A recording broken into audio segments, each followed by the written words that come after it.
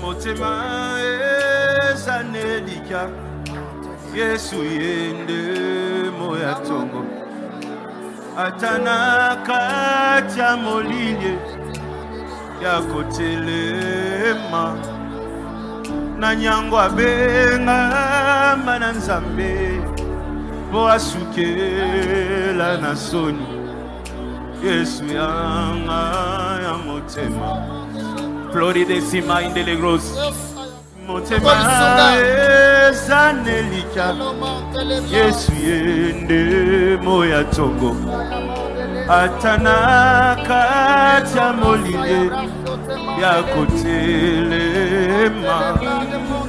bongo na nyabenga mana nzambe po asukela na soni Yesu yanga ya motema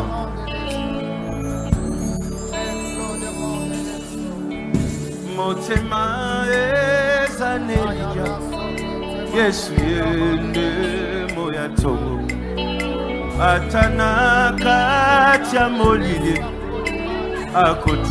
akotelema na nyabenga mana nzambe po asukela na soni Yesu yanga ya motema.